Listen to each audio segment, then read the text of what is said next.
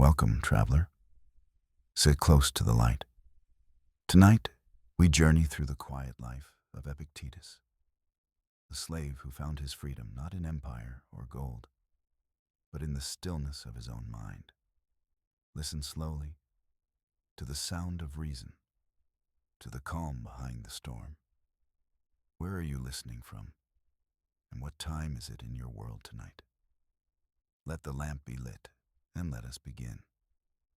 The morning air in Rome had a taste of dust and bread, that faint, warm fragrance that drifts from 1,000 ovens before the city opens its eyes. Somewhere, a cart creaked over the stones. Somewhere, a child laughed and was hushed. And inside, a narrow house where light filtered through lattice and smoke, a boy woke not because he wished to, but because a voice had already wished it for him. He was small then, silent, and quick to learn the shapes of commands. In the household where he lived, he belonged to another man's will, as one might own a pot or a broom or a stray thought that does not leave. His name, Epictetus, would come later, a token, a word meaning acquired, as though freedom itself had been misplaced and replaced with him. He learned early the language of footsteps. Some were heavy with anger, some swift with self-importance, some dragged with the dull weight of habit. He knew when to breathe, when to vanish, how to make himself the shadow that serves, and how to watch without being seen. There were days when his master's temper raged like dry wood catching, and the crack of a whip was followed by the ordinary silence of those who had learned to live beside cruelty as one lives beside weather. Yet even then, within him, something remained untouched, a small ember of awareness that whispered, "They may touch my body, but they cannot make me agree." At night, when others slept in tangled exhaustion, the boy would stare at the ceiling where faint lines of moonlight crossed the plaster like veins of silver. He would listen to the pulse in his wrists and wonder what it meant that he could still choose his thoughts, that he could still decide whether or not to hate. He had nothing, and so he learned to see the value of what cannot be taken. A calm breath, a steady mind, a space between impulse and action where the soul hides and survives. Freedom, he would later say, is not given by law or coin, but born from the refusal to surrender one's own assent. The years turned like slow water over stone. The boy grew tall, his face lined not by age but by listening. He carried messages, poured wine, kept his head bowed as noblemen spoke of wars and debts and gods. From them, he learned that even the mighty are slaves, to fear, to greed, to the applause that fades before morning. He saw that chains are not always iron.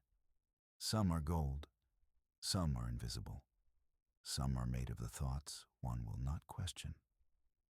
Then came the man who changed everything, Musonius Rufus, the Stoic teacher whose quiet eyes saw the tremor in the young slave's stillness. He taught not from scrolls, but from life itself. How to eat simply, how to bear insult without poison, how to treat reason as the only true master. In the crowded lecture halls of Rome, Epictetus would stand in the back, unseen, listening to words that felt like cool water poured on fire. "Nothing is yours," Musonius said, "except the faculty of choice. Everything else, health, wealth, reputation, even those you love, belongs to fortune, not to you. To wish otherwise is to invite grief. To understand it is to walk free." The boy listened until the words began to root in him. Each phrase became a breath, each idea a quiet rebellion. He practiced in secret. When insulted, he remained still. When denied food, he did not complain. When ordered to perform harsh tasks, He watched himself doing them, as though his mind were an observer and his body a passing cloud. Pain came, but he learned to separate it from the suffering that follows thought. He learned that the world could bruise the skin, but only his own ascent could bruise the soul. In the evenings, after the house sank into murmuring sleep, he would light a small clay lamp, one he had repaired with his own hands. It burned unevenly, sometimes flickering low, and yet its flame seemed to breathe with him, to keep vigil over the part of him that refused to die. The lamp was poor, but its light was honest. It became his companion, his shrine, a mirror of the small, steadfast fire within. Through years of service and silence, he carried that light until one day his body, worn by labor and an old injury, broke more than usual under the lash of command. His leg was twisted, the pain unbearable. But when his master struck him again and the bone snapped, Epictetus said only, "Did I not tell you it would break?" He spoke not in anger, but in calm acknowledgement of what could not be changed. In that moment, something irreversible happened, not to his body, but to his soul. He had crossed the invisible border between slavery and freedom. The leg healed poorly. He walked with a limp ever after. But with that limp came a grace, a reminder that suffering, met with acceptance, can be shaped into wisdom. He moved through the markets now with a quiet dignity that puzzled those who passed. He owned nothing, yet he seemed to lack nothing. He smiled as others shouted, bowed as others boasted, listened as others plotted. When Rome grew restless and emperors grew cruel, he was exiled to a distant city, Nicopolis by the sea. The ship that carried him away from Rome carried him toward himself. The waves lifted and fell, the air smelled of salt and ash, and for the first time he felt the full, light weight of being free. He stepped ashore with a staff, a lamp, and a teaching that could not be confiscated. His school began in a small room facing the sea. Students gathered around him, drawn by something they could not name. A kind of calm that moved slower than time. He spoke not as a master, but as one who had mastered himself. He asked simple questions that felt like doors. What depends on you? What does not? And as his students struggled to answer, the sea whispered the same lesson again and again against the stones. Let go, let go, let go. At night, when the lessons ended and the sea fell quiet, he would light that same clay lamp beside his mat. Its flame swayed gently with the wind, casting gold over the rough walls. Sometimes he would smile at it, remembering the long corridor of his past, the house, the commands, the whip, the dust of Rome. And he would whisper, half to the flame, half to himself, "No one is free, unless he governs himself." And the flame, obedient as thought, burned a little brighter. The years unfolded in Rome like a long, restless breath. A city forever waking, forever weary. From the marble steps of temples to the low hum of taverns, life moved in eddies of noise and light. The streets smelled of olive oil, smoke, and ambition. Men in polished sandals hurried through the forums with scrolls in their hands and unrest in their eyes, as if peace itself were something they could purchase if only they found the right vendor. For Epictetus, those days were both a trial and an awakening. He walked among the splendid ruins of other people's vanities, a quiet figure whose limp carried no shame, whose silence seemed heavier than argument. He was still poor, still an exile in all but name, yet his poverty had become a cloak he wore with elegance. Woven from restraint, patched with reason, stitched by the calm rhythm of his own thought. He lived in a small room near the Subura, where the walls were the color of baked clay and the ceiling cracked in slender veins, like the palm of an old man. There was a mat for sleeping, a jug for water, and beside it, the faithful lamp whose glow softened the night into something human. When the city roared, he listened as though listening to the sea. Every shout, every drunken song, every rumor of war became, in his hearing, a lesson about what men desire and what enslaves them more surely than chains. He spent his mornings walking toward the school of Musonius Rufus, through narrow alleys where laundry flapped like banners of surrender. Women bargained in sing-song voices, soldiers laughed too loudly, and vendors shouted about figs that dripped with honey and oranges that glowed like tiny suns. The scent of roasted grain drifted from ovens. The stones under his sandals held the day's first warmth. Even in these ordinary moments, he practiced attention, noticing the weight of his steps, the shape of the air as it moved through him, the way a sparrow's call could dissolve an anxious thought before it fully formed. At the lecture hall, he would find a place near the back, his face half in shadow, his eyes alert and luminous like coals beneath ash. Musonius would enter without ceremony, his robe simple, his expression unreadable. He was a man whose authority came not from posture, but from peace. When he spoke, his words did not stir excitement, but stillness. Men suffer, he said, because they confuse what happens with what they think about what happens. He spoke of virtue as the only good, and of wisdom as the harmony between reason and life.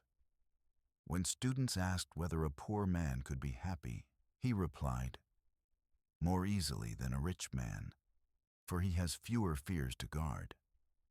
And when they asked how one should face insult, he said, "As you would a barking dog.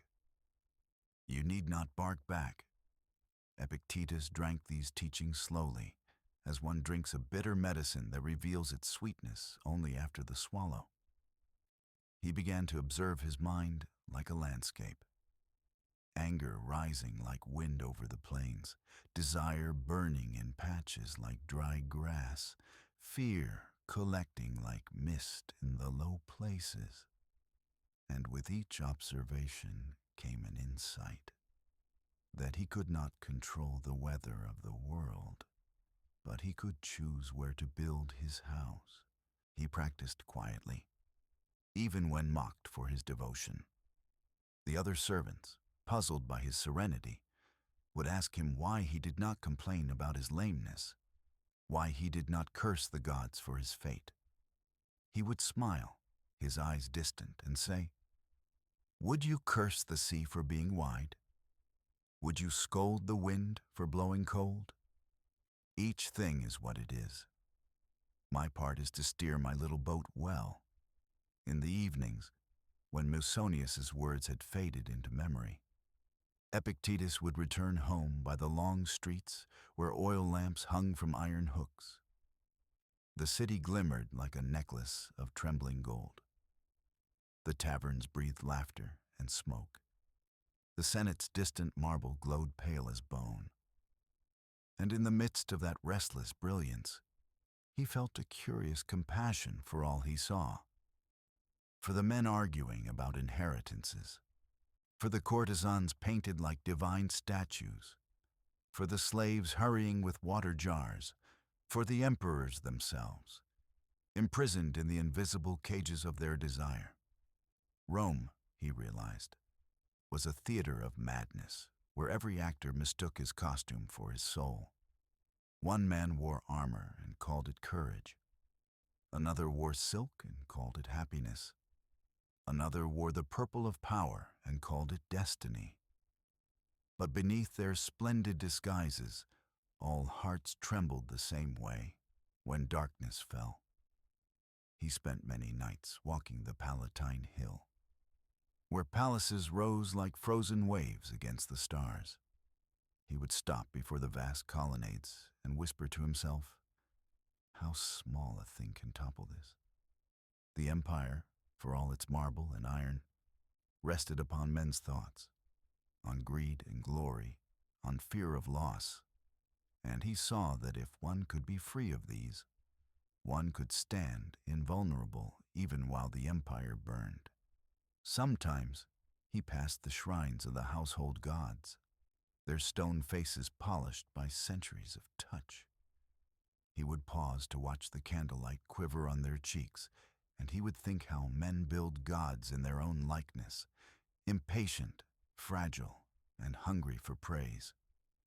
But he offered his reverence elsewhere, to reason, to acceptance, to the flame that burns quietly and never demands to be worshipped.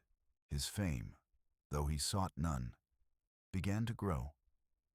Men whispered about the philosopher who owned nothing yet seemed rich, who was maimed yet moved with grace, who had lost his homeland but walked as if every place were his.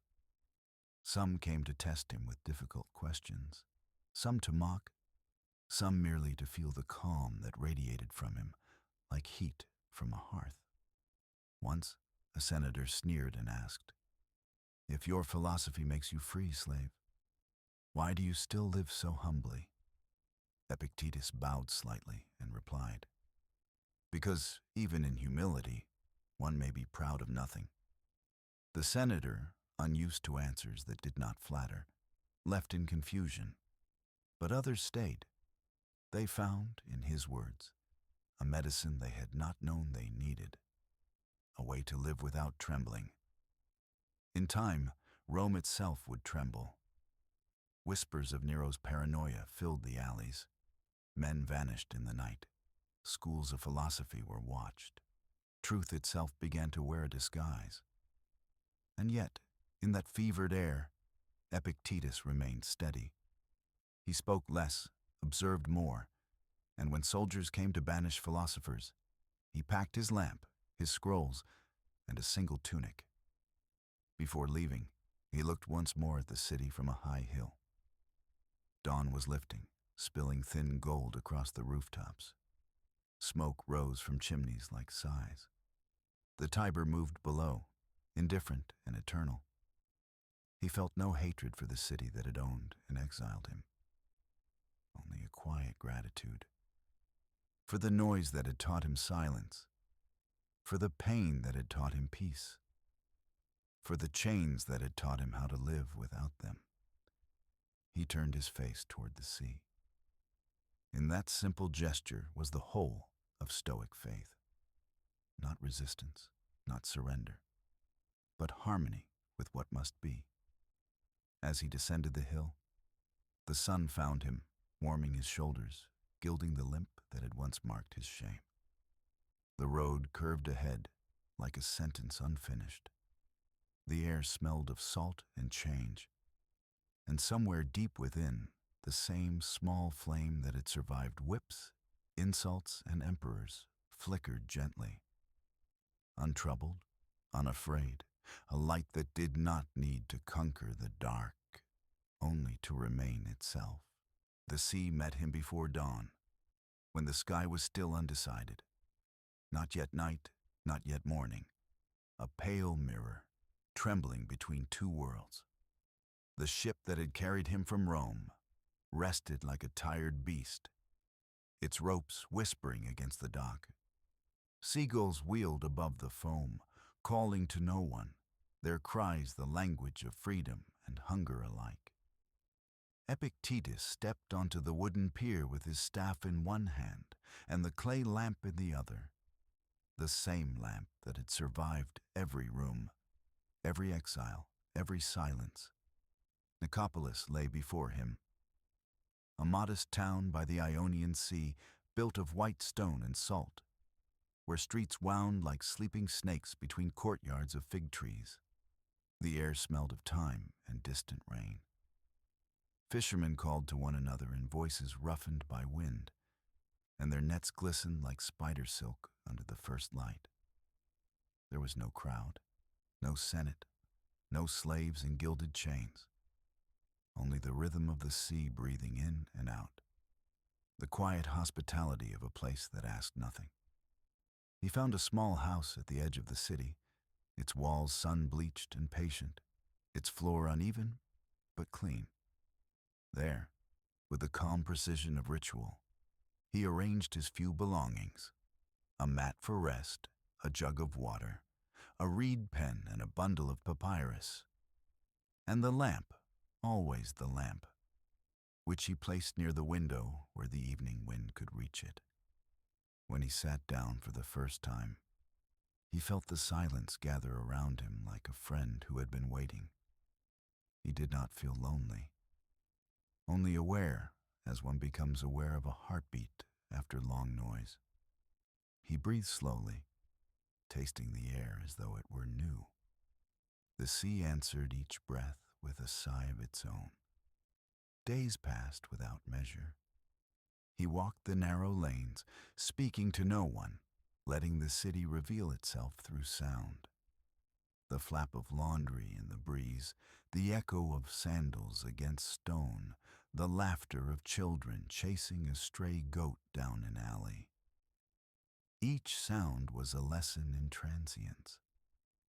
Each face he passed was a mirror in which he saw himself, a soul navigating its appointed weather. And then, as if drawn by an unseen current, students began to arrive. Not all at once, not by invitation. They came like migratory birds, carrying scrolls and doubts and the soft desperation of those who wish to live well, but do not know how. They found him sitting outside his door in the mornings, his cloak around his shoulders, his gaze on the horizon. He did not greet them with warmth or with distance.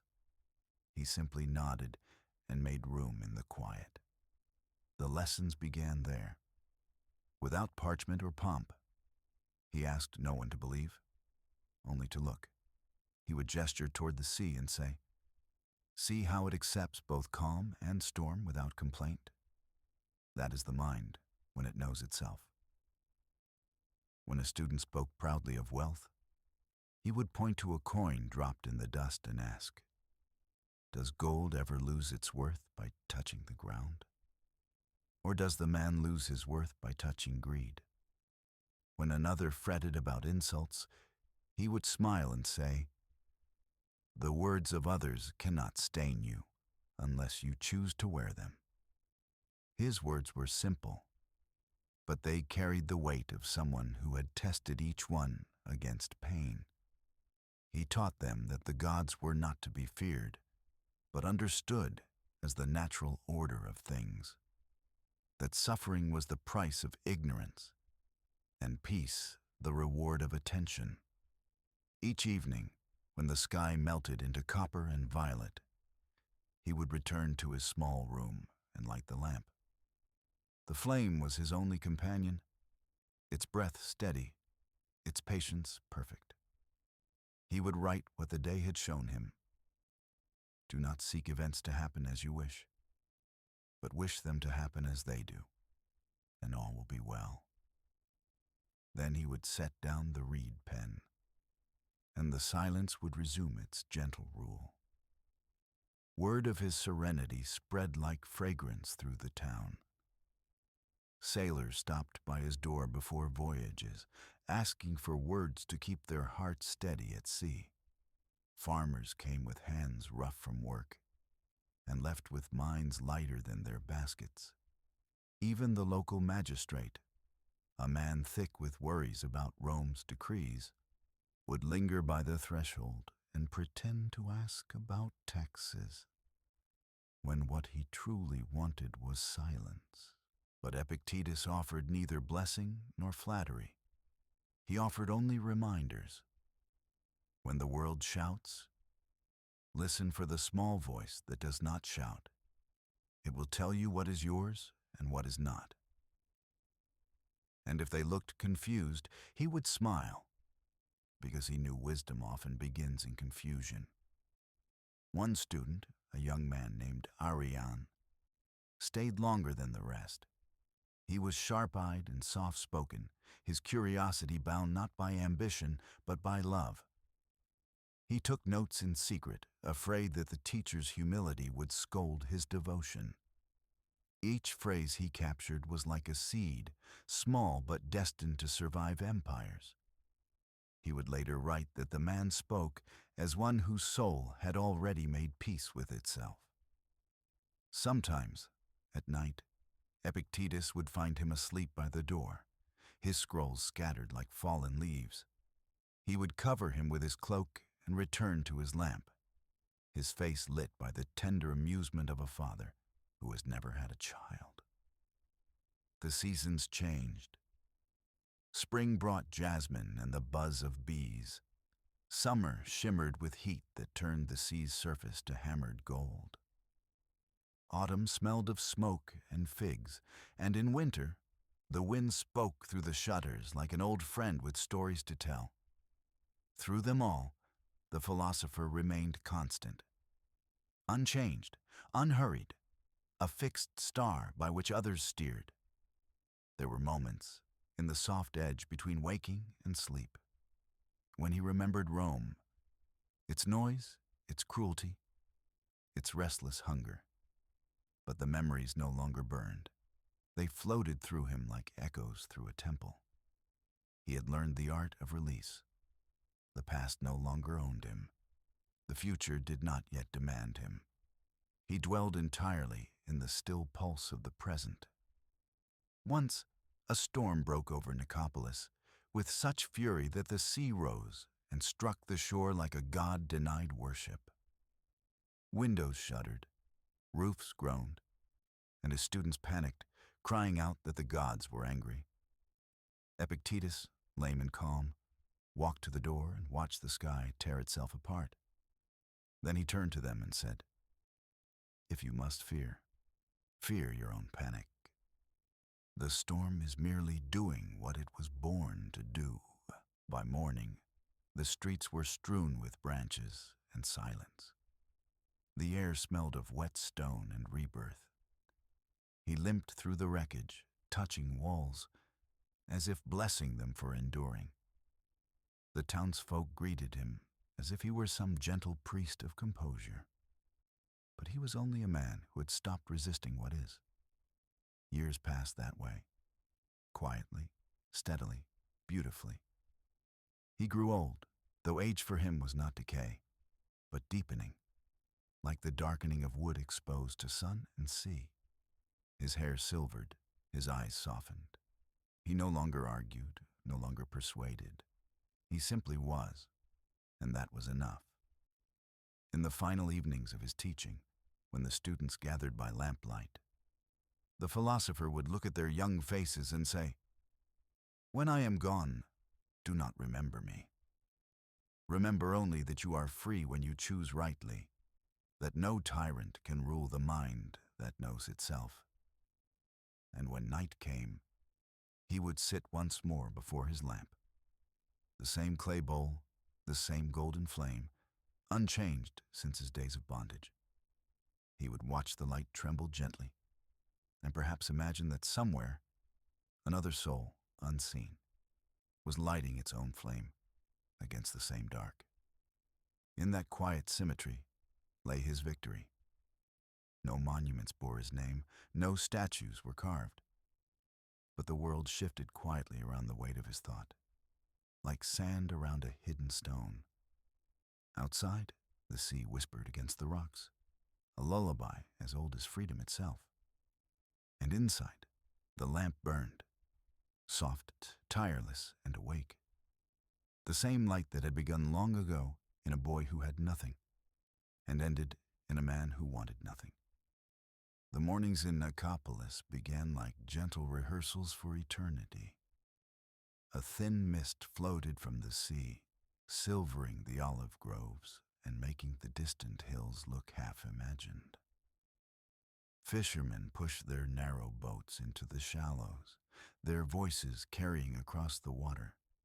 like the first notes of a prayer. And somewhere above that hushed music of waves and wind, a faint thread of smoke rose from the small courtyard where Epictetus sat cross-legged beside his lamp. The same lamp that had burned through the storms of Rome and the long nights of exile. He had risen before dawn, as he always did. The ritual never changed. Wash the face in cool water, light the lamp anew even though the sun would soon replace it. Sit quietly until the heart slowed to the rhythm of breath. He called it returning home, not to any house or nation, but to the only home that cannot be exiled, the mind at peace with itself. The students arrived one by one, still rubbing sleep from their eyes, their sandals leaving crescent prints in the damp earth. Arian was always first, carrying his wax tablet and a bundle of questions that had kept him awake. He bowed slightly, as one bows to a truth one cannot yet understand. "Teacher," he said, "I dreamed that I was in chains again, but the chains were made of words, of what others said about me. When I woke, I could still feel them. What do they mean?" Epictetus smiled softly, the lines at the corners of his mouth deepening like the folds of parchment. "They mean," he said, "that you have not yet learned the difference between what is spoken and what is real. If someone calls you a fool, does that make you one? No more than if he calls you a bird, you would grow feathers. But if you believe him, then the feathers appear and you flutter about trying to prove you can fly." The young men laughed, and the sound mingled with the hum of bees in the fig blossoms.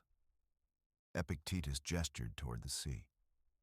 "Look," he said, "there are two worlds, one within, one without.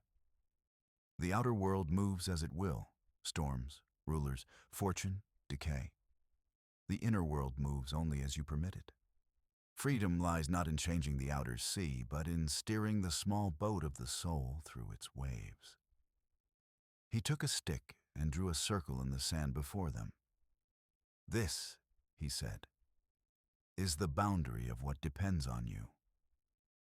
Within it, your judgment, your intention, your consent, your action, everything else, death, fame, wealth, the love of others, belongs outside. A wise man keeps his gaze within this circle, not because the world beyond is unworthy, but because it is not his to rule." He looked up, and his gaze held the gravity of a tide that never fails to return. "When you suffer, it is because you try to command what is not yours. You wish the sea to be calm, the emperor to be just, your neighbor to understand you. But the sea will rage, the emperor will err, and your neighbor will dream his own dreams. Still you demand, still you argue with the wind, and all the while the oar in your hand, the one true power, lies unused." He paused then, letting the silence widen. The students watched the gulls circle above the water, their wings slicing through sunlight as if through silk. Epictetus followed their flight with his eyes. "Do you see them? They move as they were made to move. Not one curses the wind for being strong or weak. To live according to nature is to live like that. To rise on what lifts you and rest when it fades." When he spoke like this, the air itself seemed to listen. Even the cicadas slowed their song, as though reluctant to disturb the moment. After the lesson, the students would walk with him through the marketplace. It was a place of noise and barter, of clinking coins and shouted boasts. Fishmongers held up gleaming silver bodies from the sea. Women bargained over figs and garlic, and children chased each other between the stalls with laughter sharp as glass. Epictetus moved among them quietly, his cloak plain, his staff tapping the stones like a slow metronome of calm. When a beggar cried out, he would stop, kneel, and speak to him as if speaking to a friend. You and I, brother, share the same poverty, the same hunger to be free of want. Take what I can spare, but remember, a coin feeds the body. Only understanding feeds the soul. Sometimes he would pause beside a jeweler's stall, watching men argue over a ruby that caught the sun like captured fire. He would turn to Arian and say, "See how they lean forward, as if the stone whispered their names?" But the ruby is silent. It is their own longing that speaks, saying, "If I owned this, I would shine too." The fool seeks reflection in a gem.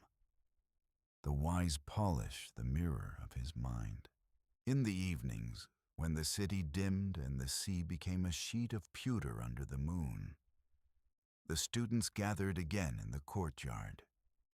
The lamp burned between them, its small flame mirroring the stars scattered overhead. Epictetus would sometimes hold the lamp up, letting the light play on their faces. "Here," he said one night, "is the measure of a soul. The flame burns quietly, neither proud nor ashamed. It gives what it has, asks for nothing. If the wind blows, it bends without complaint. If oil runs low, it accepts its end with grace.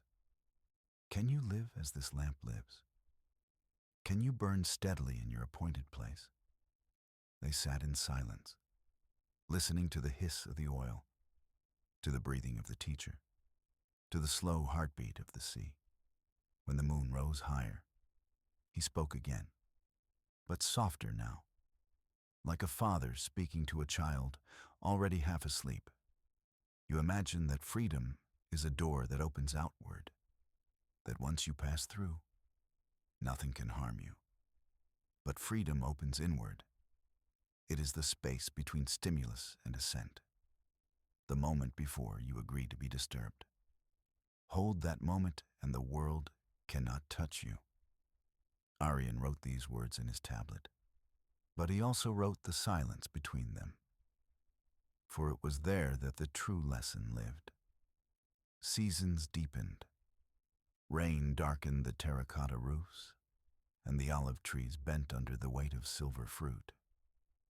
Travelers from distant cities began to arrive, drawn not by fame but by rumor of peace. They came expecting a sage in purple robes and found instead an old man in a coarse cloak, feeding strayed dogs with crusts of bread. Yet after a single hour in his presence, their voices softened, their shoulders loosened, their arguments seemed small. One evening, when thunder rolled over the hills, a Roman officer, young, ambitious, exhausted, knelt before him. "My post is dangerous," the man confessed. "I live in fear. Every day I imagine death. Tell me, how does one face it without trembling?" Epictetus poured him a cup of water, watching the reflection of lightning in the surface. "You have already faced it," he said. "Every night when you sleep, you surrender yourself to what you do not control.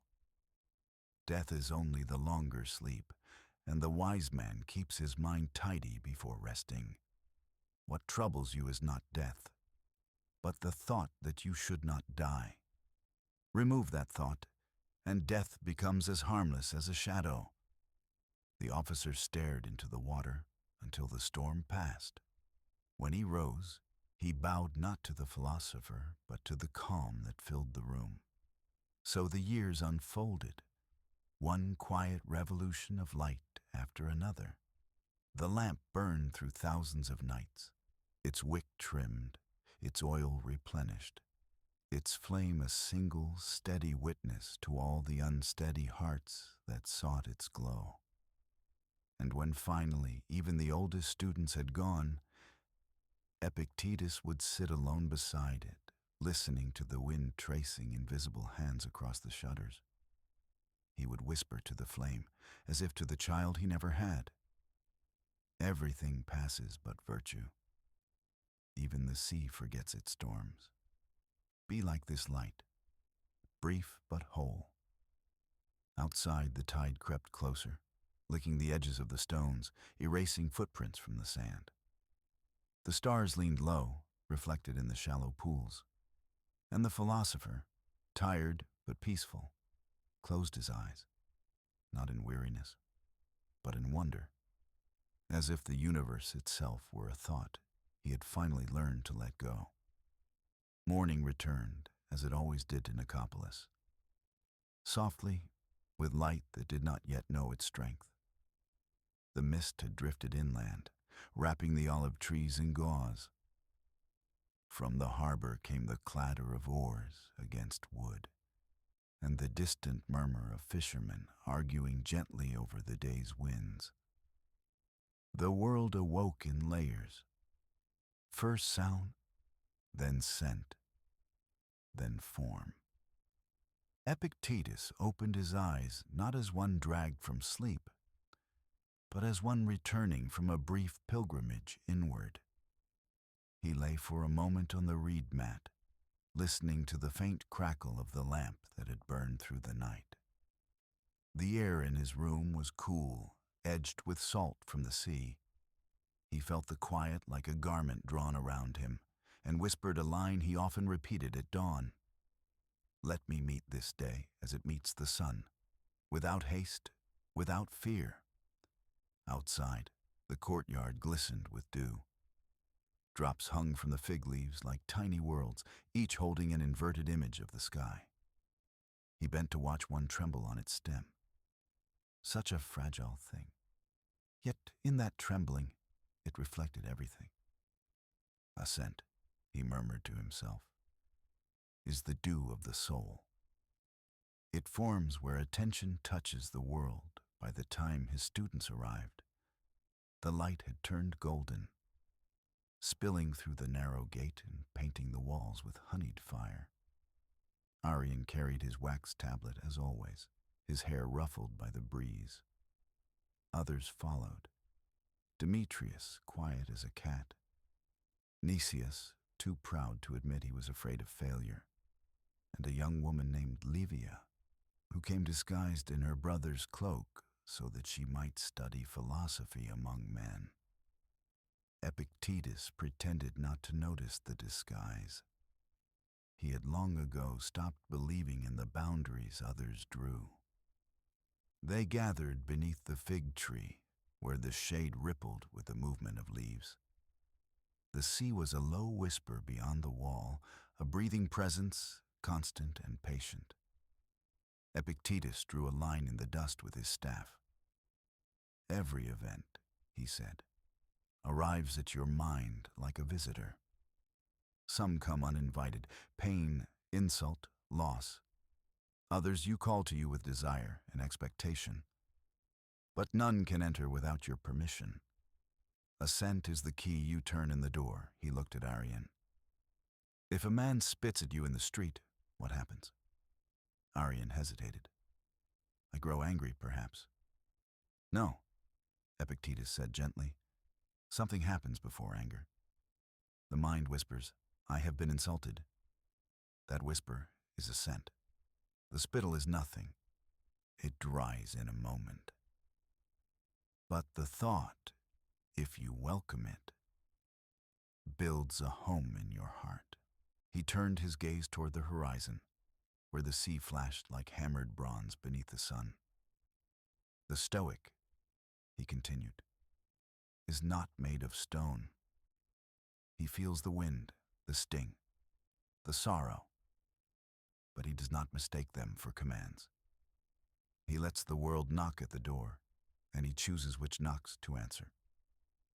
A long silence followed. Somewhere beyond the courtyard, a cicada began its endless song, its rhythm like a clock that measured not hours, but awareness. Nicias frowned. But teacher, he said, what of injustice?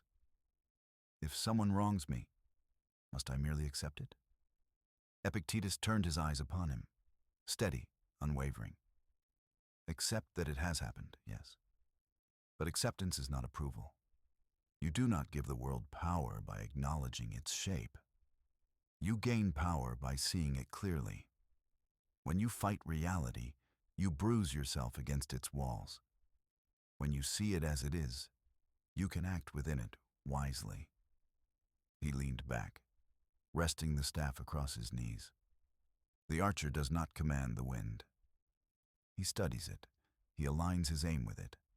Virtue is accuracy, not control. The students listened, the words sinking into them like rain into parched soil. Each one saw himself reflected in some part of the lesson. Arion, with his anxious diligence. Nixius, with his hunger for pride. Livia, whose disguise had begun to tremble at the edges. Epictetus noticed her eyes, sharp and bright as a sparrow's. He smiled slightly. "Tell me," he said, "what troubles you?" She hesitated, then spoke. "I wish to learn," she said, "but I am told that philosophy is not fit for women." The teacher's smile deepened, not with amusement, but with kindness. "And yet," he said, "you have already disproved them. Is the mind not the same in man and woman? Do grief and joy wear different faces? If the gods gave you reason, they gave you the right to use it." She lowered her gaze, and for the first time since coming to the school, she breathed freely. Arion caught the moment in silence, knowing it would live longer than any phrase he could write. The day unfolded slowly, the sun crossing the courtyard as if reluctant to leave.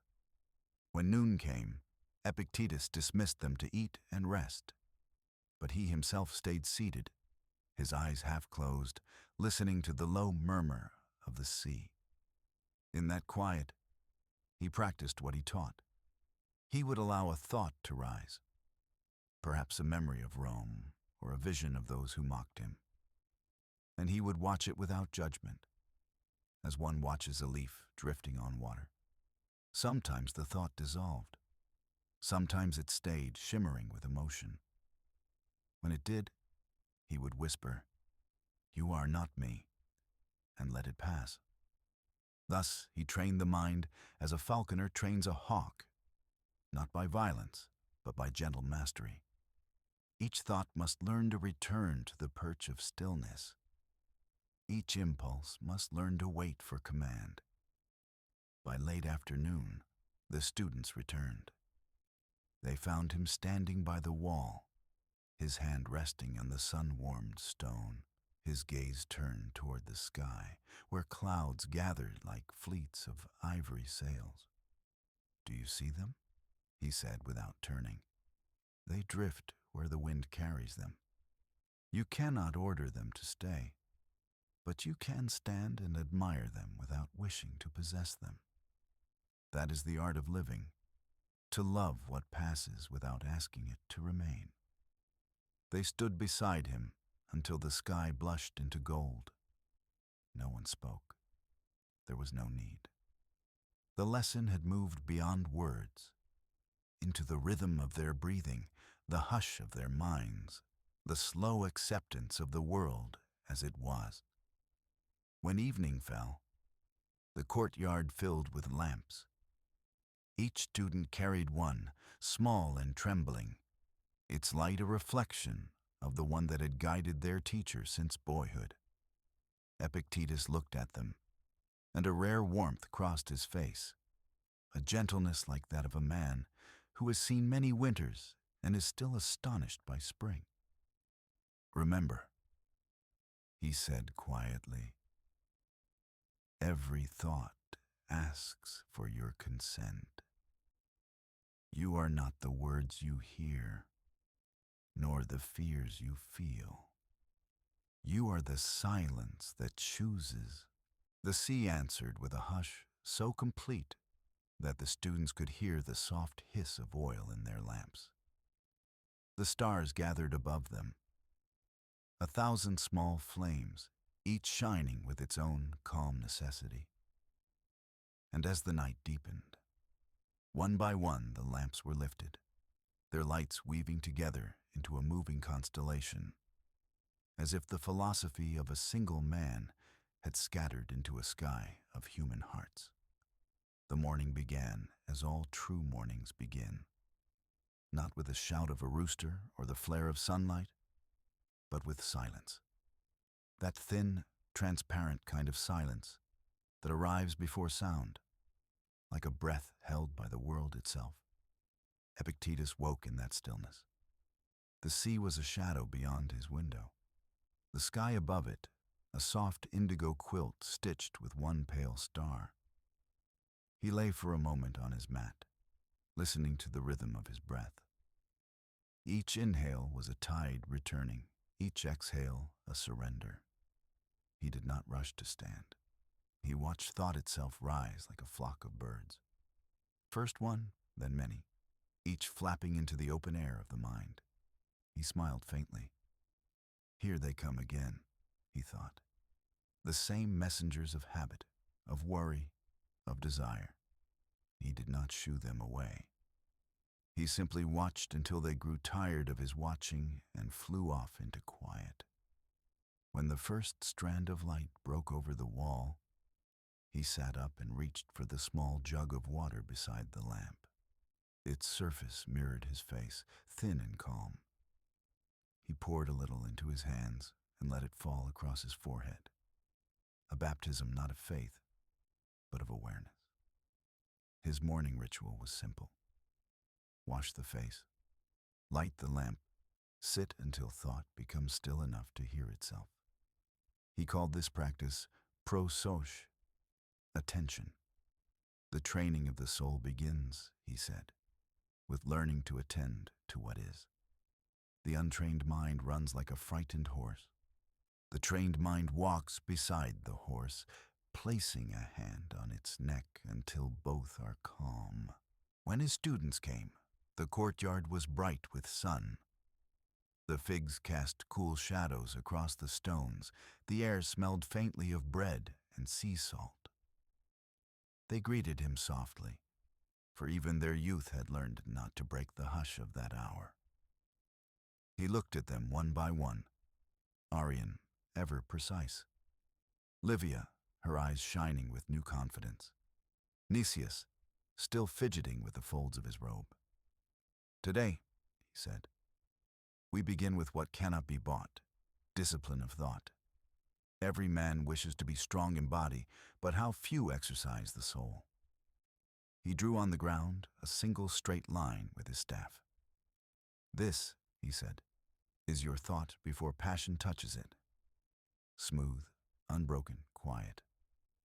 Then anger comes. He pressed his heel into the sand, leaving a deep, rough scar. And see what happens? The line is torn. To heal it, one must smooth the sand again, moment by moment, breath by breath. They followed his example, sitting cross-legged in a ring around him. The cicadas had not yet begun their chorus. Only the gentle lap of the sea reached their ears. He closed his eyes. Now, he said, imagine the day before you as a road stretching into mist. You cannot see the end, but you can take one good step at a time. Ask yourself, what is within my power this hour? What is not? Then choose the smaller circle, always the smaller. That is the circle of peace. They sat in silence for a long time. Even Arian forgot his tablet. The light moved slowly across their faces, and a cool breeze passed like a blessing through the courtyard. After a while, Epictetus spoke again. When you rise from this stillness, carry it with you. Do not leave it here like a cloak on the bench. Let every act be a meditation, tying your sandals, greeting a stranger, eating bread, drawing water. If you do these without haste, you are already in the temple. He stood, leaning on his staff.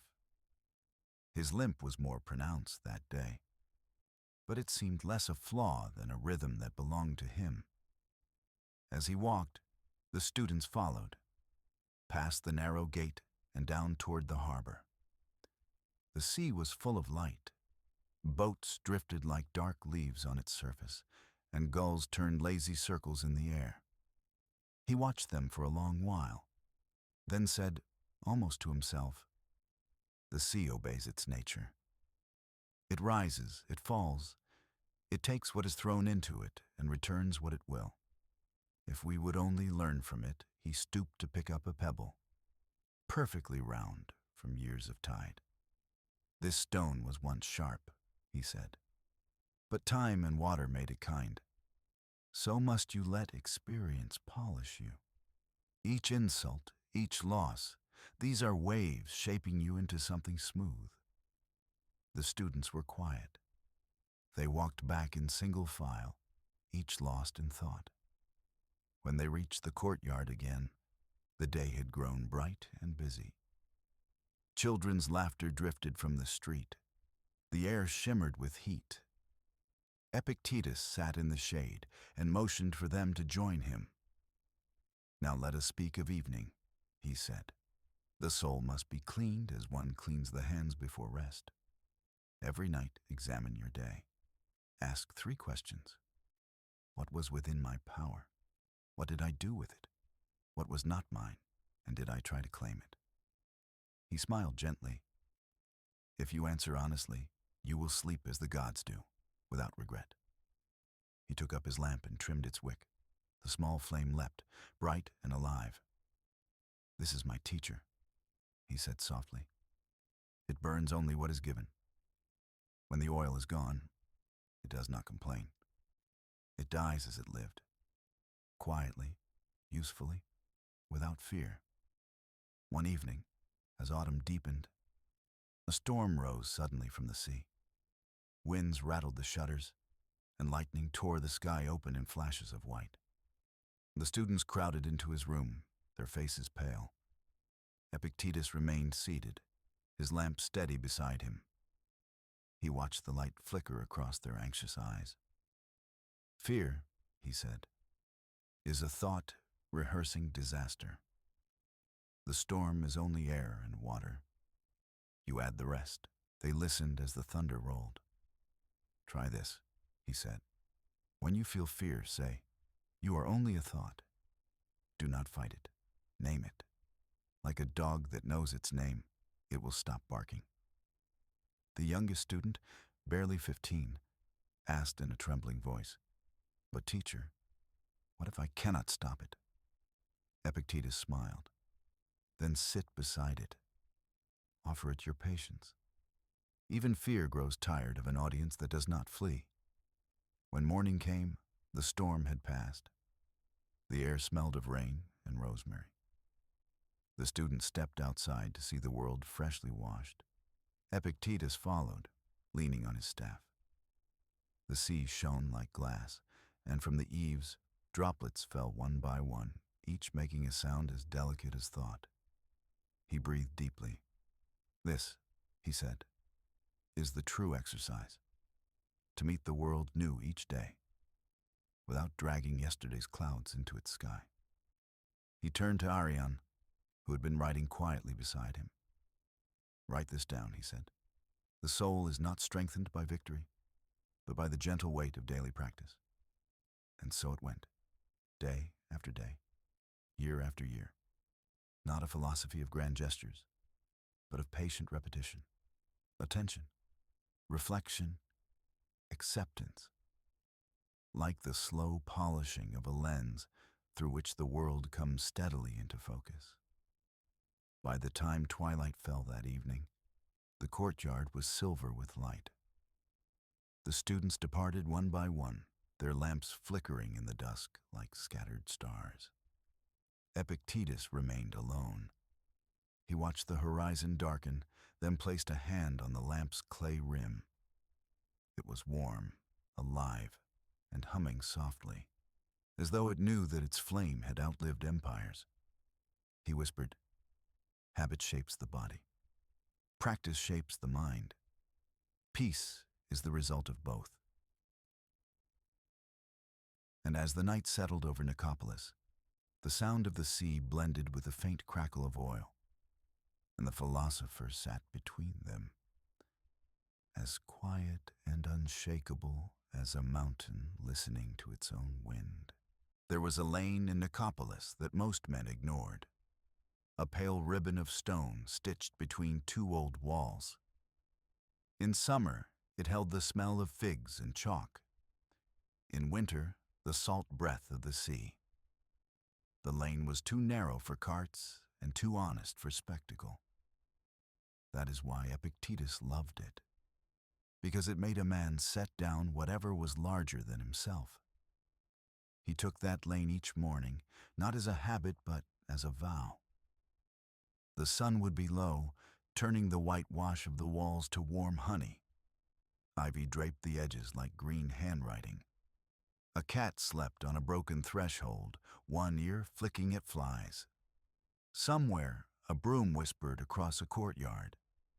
And always, the sea, unseen but audible, braided its patient syllables through the day.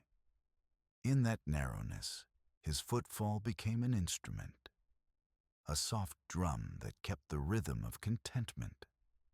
He carried little: the staff that steadied his lame leg, a small pouch with a crust of bread and 2 olives, and, tucked in cloth, the clay lamp whose flame had escorted him through years and tempests. He never called it precious, though he treated it as one tends a living thing. Trimmed wick, clean lip, a thumb run around the earthen rim as if remembering the potter's hands. People spoke of his poverty as if it were a wound. They did not understand it was a doorway. On certain mornings, fruit sellers would hail him, good-natured women with flour-dusted forearms and voices made bright by early air. Philosopher, one would call, taste this fig. It's the first of the tree. He would accept it the way a monk accepts a bell, as an invitation to notice. He would bite, eyes closed, and say, "Sweetness is honest only when shared," and break the fig, half to the woman, half to a child peering from behind her skirt. Then he would walk on, the taste lingering like an old hymn. His room, set off a small courtyard of pale stone, held the spare beauty of vows: a mat, a jug, a folded cloak, a reed pen, a few scrolls bound with cord, a wooden bowl, and the lamp. The window was a rectangle of sky. When the wind moved, the room moved with it. When the light turned, the walls answered like a quiet choir. To those who visited expecting some austere ache, the place surprised by its ease. Poverty here was not an absence, but a clarity, the way a clean shoreline reveals the shape of the sea. Students came shyly the first time, glancing at the emptiness as if searching for the teacher among his missing furniture. "Where do you keep your treasures?" one asked. A youth whose belt buckle was more costly than the room. Epictetus gestured to the light. "Here." To the jug. "Here." To the lamp, waiting unlit in daylight. "And here, especially here." The youth frowned, unable to translate the common into the rare. "But things of worth are counted," he said. "Your worth cannot be counted." "Exactly," Epictetus replied. And the youth, who had never been agreed with so gently, felt something unfasten behind his ribs. He taught them that the narrow street is not only a place, but a manner of being. It refuses all that cannot walk beside you. It asks you to measure your life by what can be carried without a cart. Your breath, your judgment, your kindness. Live, he told them, as if each doorway were low and you must bow to pass. They laughed, then understood. Pride cannot fit where humility goes freely. On a market day, when the town's wide streets swelled with color, bronze bowls singing under cloth, pomegranates torn open like small suns, bolts of dyed wool bright as birds. Epictetus would sometimes lead his students to the far end, where stalls thinned and the narrow street began. There he would stop and let the noise ebb behind them until their own hearts were the loudest sound. "Look," he would say, not pointing to anything the eye could hold. "This is the margin of the world where choices become visible. Here you can hear them arrive. Like footsteps approaching a gate," he would name them as they came. Desire, dressed splendidly, perfume in its hair. "Take more, want more, be more," it whispers, offering bracelets that clink like applause. Fear, gray and officious, carrying scrolls of imagined edicts. "Beware," it warns, "everything breaks." Anger, breathing fast, sword half drawn, always certain. "You have been wronged," it shouts, "now become the wrong." And then, almost unnoticed, a quieter visitor. Duty, with rough hands and clear eyes, smelling of bread and rain. "Do the next right thing," it says. "Do it with a soft brow." Epictetus would listen as to a procession passing a temple. And then, always, he would choose. Sometimes he chose to buy a handful of olives from a poor vendor and pay double. Sometimes he chose to stand aside and let a woman with a heavy jar go first. Sometimes he chose only to breathe and be still, which is a choice the proud forget exists. In the narrow street, choices declare their size. Most are too large to pass. 1 year of lean fish and untrustworthy weather tested the town. Nets came up thin, bread thin too. The magistrate advised patience. Shopkeepers practiced arithmetic with fewer numbers than usual. Anxiety moved like a draft under the door. In Epictetus's courtyard, the students argued when night deepened and the courtyard turned to a bowl of sky. A knock came at the door. A neighbor, a widow whose face carried the faint terror of new arithmetic. "Philosopher," she said, not unkindly, "I have nothing for the week. Will your gods feed me?" The question was half dare, half prayer. "My gods?" Epictetus smiled. "Madam, it is my duty to feed you. The gods have nothing to do with it when I have a crust in my hand." He placed his portion and the lamp between them so the light fell warm on both faces. He divided the olives and offered the larger share. "When I have only advice, I'll give advice. When I have bread, I'll give bread." The widow cried in the way of the strong, with almost no sound, and left with her small parcel and her shoulders less tight. Later, the students would ask if generosity contradicts indifference to externals. Epictetus shook his head. "Wealth and poverty are indifferent, but what you do with either is not. Virtue loves occasions. Walking the narrow street cultivated a certain sight in him, as if the closeness of stone taught the eye to look inward and far at once. He began to see the architectures of souls as clearly as others saw facades. A boaster approached, his words wide as boulevards. Epictetus felt the corridor inside him tighten. A humble man arrived, carrying silence the way a mason carries his tools. Epictetus felt spaciousness as if a door had been set ajar. He tried to teach this sight as he taught breathing, by practice. "When you meet a man," he said, "do not catalogue his garments. Attend to his assent. Listen for the sentence he tells himself before you speak. Is it, 'I must be admired'? Then you know his master. Is it, 'I must be honest'? Then you know his friend. Sometimes he failed, and he told them so. I am no statue. he said after losing patience with a haughty visitor who wanted commendations instead of counsel. I slept poorly. I was hungry. I consented to contempt. Tomorrow I will bow lower to pass the doorway. It was the lamp that best explained him. By rumor and love, it became famous. A small clay thing repaired more than once that threw a light warmer than its oil seemed to allow. Sailors swore it soothed the tremor before storms. Children said it made shadows kind. Even skeptics paused before it, as men paused before a memory they had not known they missed. Once, a thief came. The courtyard was empty, the students gone, the night new with stars. The thief, who had suffered more hunger than laws, saw the lamp glowing in the window and felt in it a promise the world had not kept.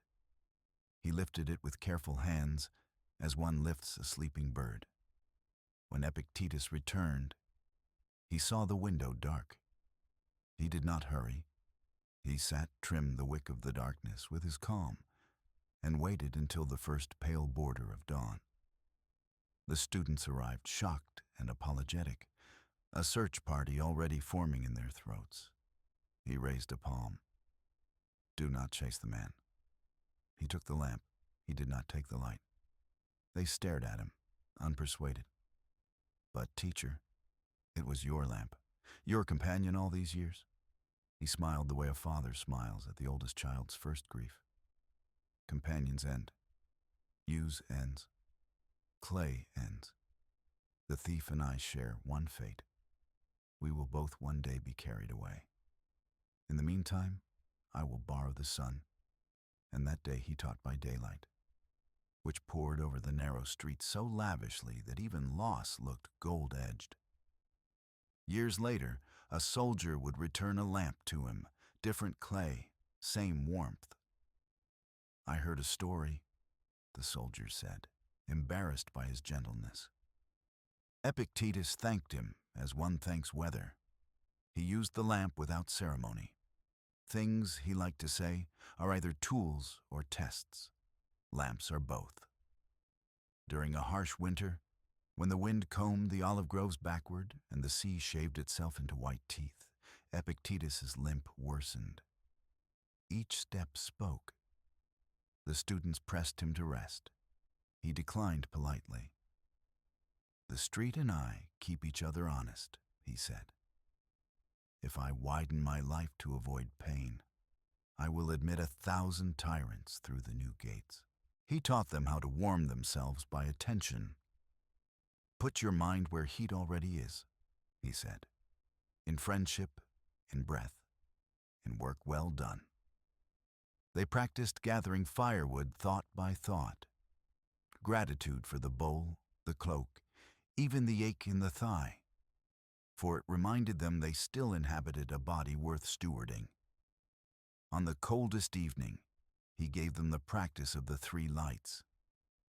Light the lamp, he said, then light in yourself 3 flames. Truth which cannot flatter, kindness which cannot hoard, and steadiness which cannot bargain. See how the room changes with each. They tried it and found that even the damp corners stopped sulking. It became tradition on the last day of each month to walk the narrow street together in silence. They would begin at dusk, pass under the leaning balcony with its pots of rosemary, step over the place where a mason's chisel had marked the stone like a fallen note, pause at the wall where sunlight left its honey, then turn and return, as if weaving a garment from dusk and thought. At the end, Epictetus would say only, "Now ask what you can set down to pass more easily next time." Some set down hurry, some vanity.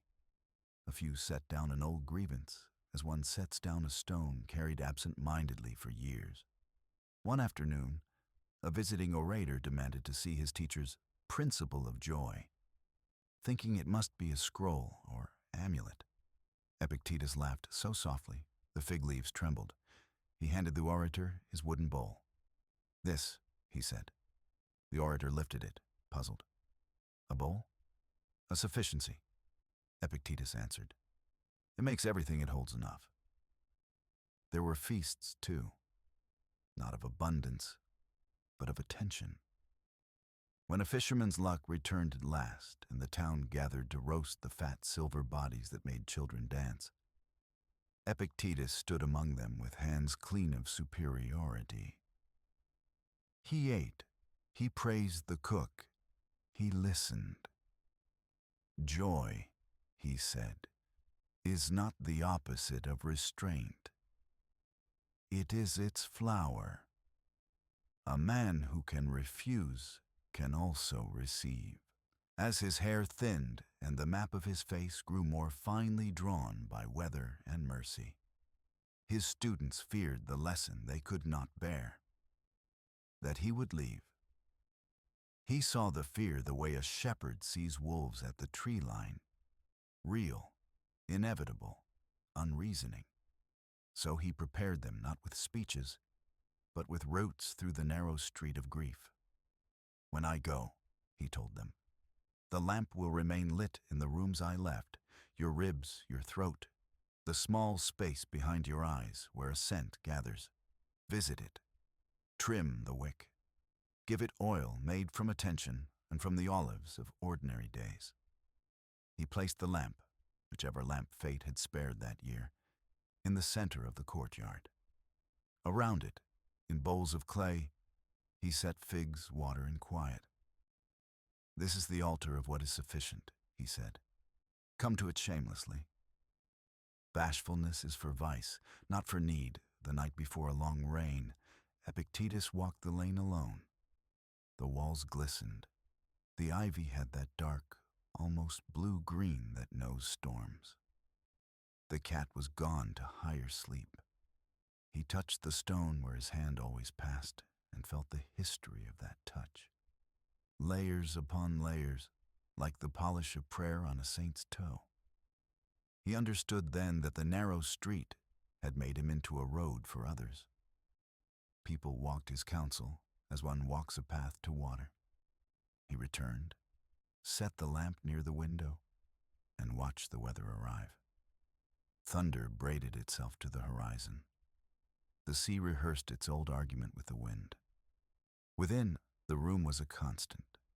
Mat, bowl, cloak, pen. He whispered a sentence he had said in other forms all his life. To have little is not to lack. To need little is to rule. Sleep came as a friend who knows the way in without knocking. In the morning, Nicopolis wore the silver shawl of rain. The narrow street became a canal of sky. The students arrived wet and shining, laughter like steam. Epictetus opened the door, the lamp making a gold island, and said, "Today we practice the gentlest strength, soft feet, soft hands, soft eyes. Let nothing harden, but resolve." They sat, the room a beehive of warmth. He spoke of the household of the soul, how thrift keeps the larder neat, how gratitude sweeps the floor, how patience mends the jar. "We do not own days," he said. "We care for them. We return them clean when the rain thinned to a veil and then to a memory." They rose. At the threshold, where the lane narrowed to a single-file truth, he paused and touched the stone once more. "What is the width of a good life?" he asked, smiling. "Only as wide as what you can love without owning." They passed, one by one, into the plain brightness of after-storm. The lane held their reflections in puddles, the kind that multiply the sky. A boy ran, Livia laughed. Arian lifted his tablet and wrote nothing, because sometimes the best notes are made directly on the air. Behind them, in a room that never learned how to be lavish, the lamp burned on. Its flame, obedient to oil and attention, held steady as if to prove a point countless men had died to misunderstand.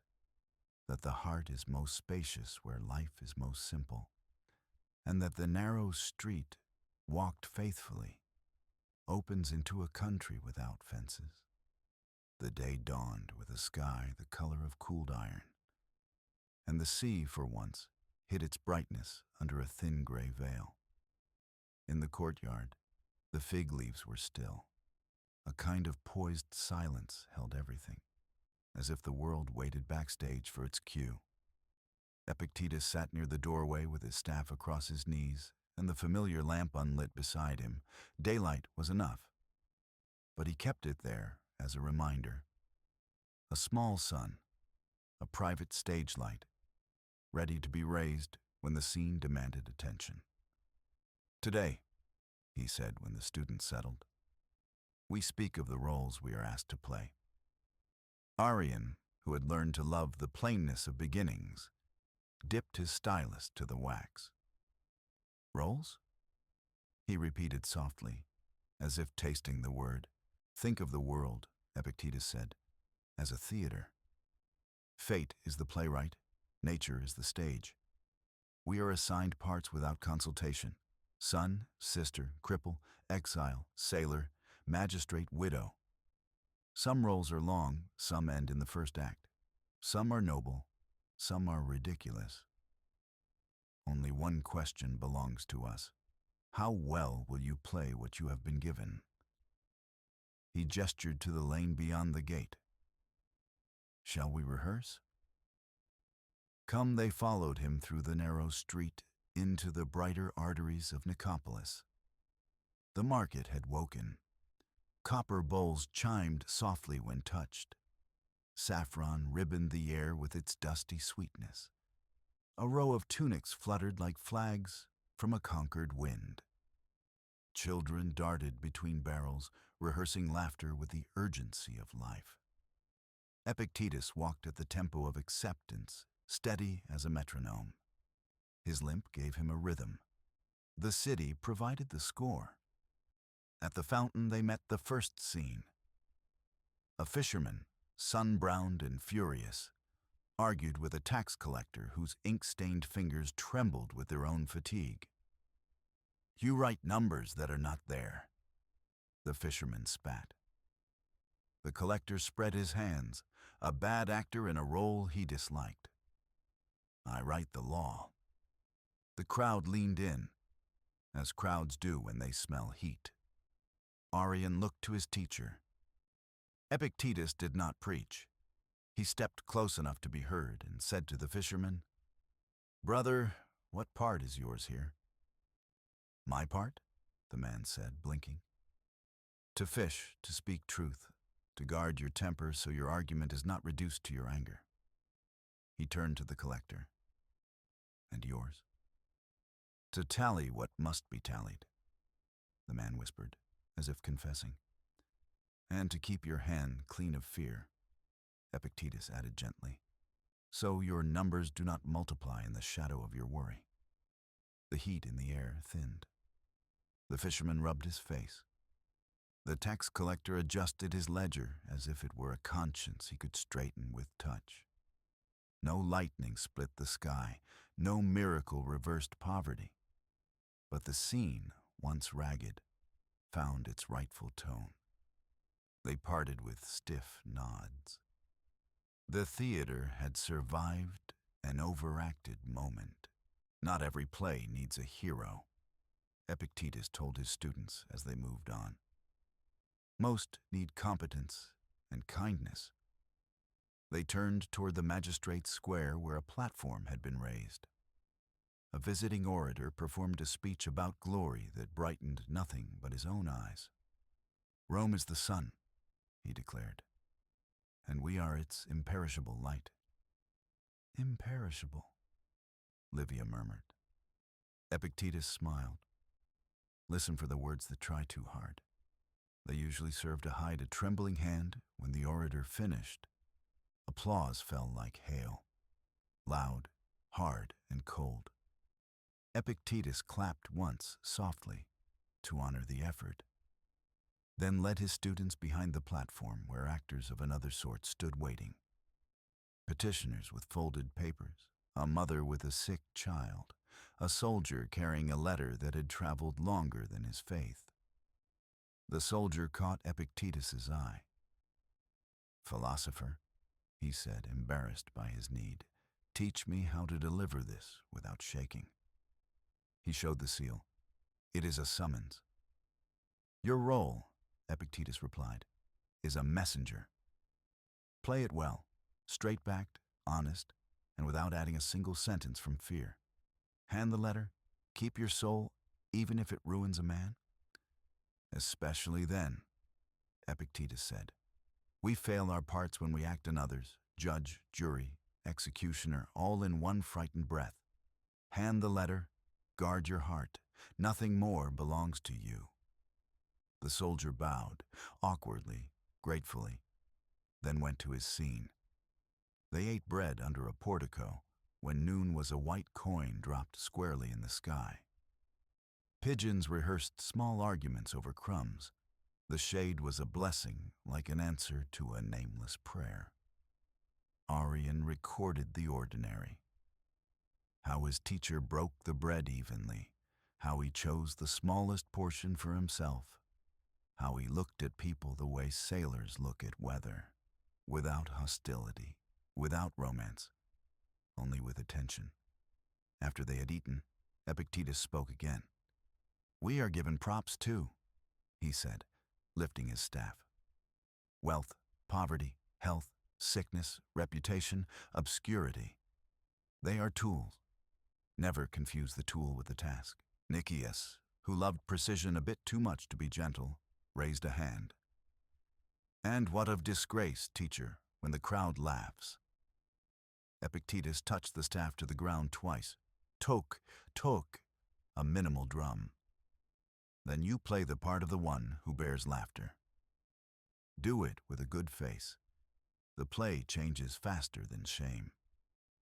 They rose and stepped back into the heat. A wedding passed, fiddles and clapping, a veil bright as a small cloud, followed by a funeral where sandals made a slow grammar of scuffs and stops. Epictetus bowed slightly to both. "Birth to burial is a single mask," he whispered. "We wear many faces on one bone." In the afternoon, they returned to the courtyard. The sea had changed keys. Its gray had lifted into the old silver blue. Epictetus set the lamp on the low table and lit it though daylight still lay in the room.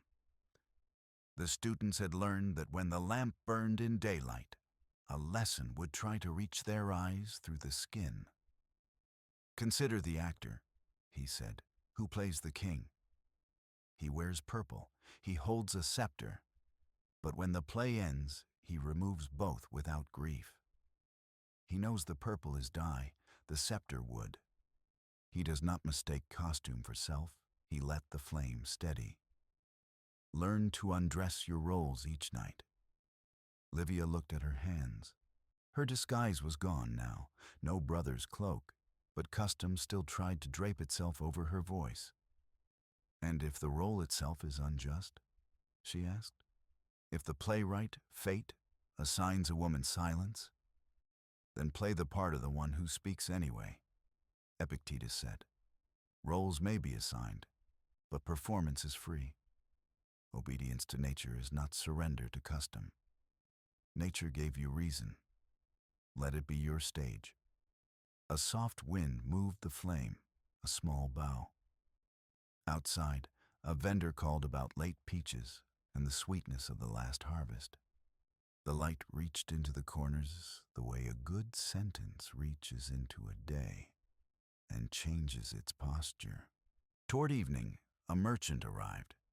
His face wore the color of accounts after a bad season. He had lost a ship.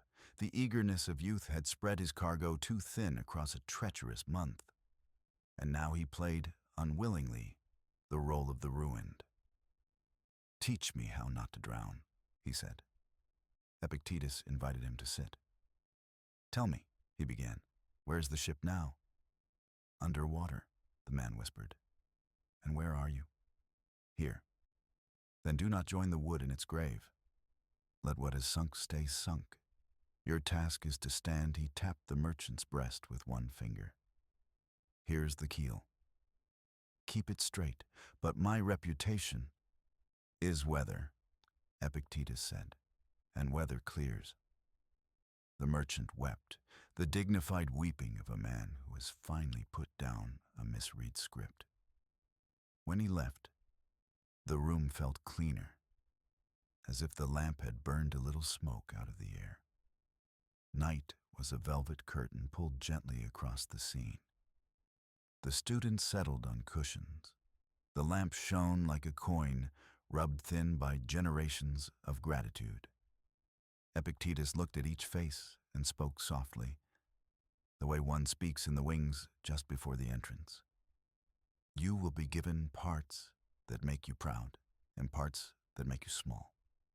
You will be asked to be brilliant and invisible, cherished and despised. You will play child, lover, friend, enemy, stranger, host, beggar, elder, and, at the last, beloved memory. In every role, keep your consent clean. Do not lie to please. Do not rage to seem strong. Do not flatter your fear with disguises. If the scene requires speech, speak truth. If it requires silence, be a meadow. Arrian wrote until the wax shone with grooves like the sea at dusk. And what of destiny? He asked, glancing up. Are we free if the script is written? Epictetus lifted the lamp a little, letting its light travel over the question. The script names the scene, he said, but not your tone. You cannot keep the storm from coming on cue. You can choose whether to curse the audience or the sky, to whimper, to sing, or to row. Freedom is the color of your voice. The wind entered and left, a discreet stagehand. Somewhere, a door closed with the soft sound of a line finished well. Tomorrow, Epictetus said, we will practice exits and entrances. He smiled. The world is generous with opportunities. They slept easily that night. Even the city seemed to remember its lines. The next day unfolded in 3 acts. A young couple, frightened by a first child that would not come easily, knocked before dawn. The woman's breath was all edges. The man's hands shook as if holding an invisible newborn. Epictetus welcomed them into the cool courtyard and sat them by the fig tree. He spoke to the man first, gently, firmly, about the role of a partner, not to fix what the body must decide, but to be a harbor for its storms. He taught him the breathing he taught sailors, slow, counted, honest. Then he spoke to the woman about courage that does not shout, about the strength of accepting help, about how fear is a thief and midwives are guards. The sun climbed, and they left steadier than they had come. Entrance, Epictetus told his students when the gate closed. To enter a scene is to carry only what helps. At noon, a debate. 2 scholars from another town, zealous and a little theatrical, wished to test the old man with paradoxes about providence. The courtyard turned courtroom. They argued. Epictetus listened as the sea listens to rain, welcoming, undisturbed. When they finished, chest bare with triumph, he asked a single question. Has your thinking made you kinder today? The room exhaled. The paradoxes deflated like costumes at the end of the feast. One scholar laughed honestly. The other flushed honestly. The middle of the play, Epictetus said later, is where most overact. Choose the truer gesture. Near evening, an old neighbor, long ill, came to say goodbye. He had the look of someone already half in the wings. They spoke of figs and roofs and small repairs. They did not speak of fear. When the man rose unsteadily, Epictetus stood with him and bowed as if to an emperor finishing his reign. After he left, the students were quiet.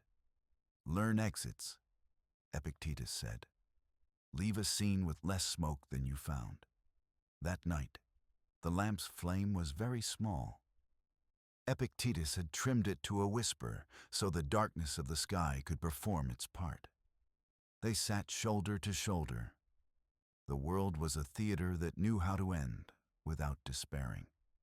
Arion closed his tablet. "Teacher," he asked, "how do you wish to be remembered?" Epictetus looked at the lamp. "As a man who did not confuse costume with self," he said. "As one who returned his props undamaged. As one who kept the lamp lit in the wings." He leaned back, eyes half closed, listening to the applause of the sea against the stones. Endless, modest, content to be mistaken for ordinary weather. "And if I am not remembered," he added, "that too is a role. I will play it well." The flame held. The curtain of night fell. And somewhere in the city, a mother sang, a judge sighed, a thief decided to return a little of what he had taken, and a boy practiced a bow in the mirror. The theater of the world continued, absurd and holy, gaudy and plain. And in a small room at the edge of it, a lamp taught the quietest lesson a light can teach. Shine without audience. Morning came as a kindness. The sea, weary of grandeur, lay still as polished glass, and the air smelled faintly of wet stone and figs left overnight in baskets. The city of Nicopolis was stretching awake. Doors opening like eyelids, sandals whispering against the cobbles. A market woman humming a tune that had no beginning and no end. Epictetus stood by the window, one hand resting on the frame, watching the smoke from a distant hearth wander upward until it became one with the sky. He thought, as he often did, about the unseen threads that connected all things. Smoke to air, wave to wind, man to man. He believed friendship was not something to be hunted, but something to be allowed, like light through an open door. When Arion entered, carrying 2 clay cups of warm barley water, Epictetus took one and said, "You've learned generosity before sunrise." "That's worth more than the lesson I planned," Arion smiled. "It is easier to give than to be alone." "Not always," Epictetus replied. "Sometimes we give only to escape the quiet. That is not love, only noise in disguise. True giving has no witness. They drank in silence. Outside, the sea inhaled and exhaled. By mid-morning, the students gathered, bringing the hum of youth with them. Their laughter filled the small courtyard, the way sunlight fills a room too humble for its glory. Epictetus let them talk before he spoke. He liked to hear how souls sounded when unguarded. "Today's lesson," he said, "would be about the fellowship of human beings, koinonia, the living bond that threads one life through another." He began not with theory, but with a story. "When I was a slave in Rome," he said, "I saw a man beat another man until his face was unrecognizable. The one who beat him wept afterward, though he did not know why. The victim's blood was on his own heart, though he could not see it. That day I learned, cruelty injures both hands, and since then I have tried to strike nothing, not even with words." He paused. The wind carried a faint scent of rosemary from the neighboring garden. "Now tell me," he asked them, "what is friendship?" Livia spoke first. "It is when 2 people wish good for each other." Nicias added, "It is when we find ourselves reflected in another's soul." Arion, quieter, said, "It is a shared patience." Epictetus nodded. "All true and all incomplete. Friendship," he said, is the art of being both mirror and shelter. One reflects, one protects.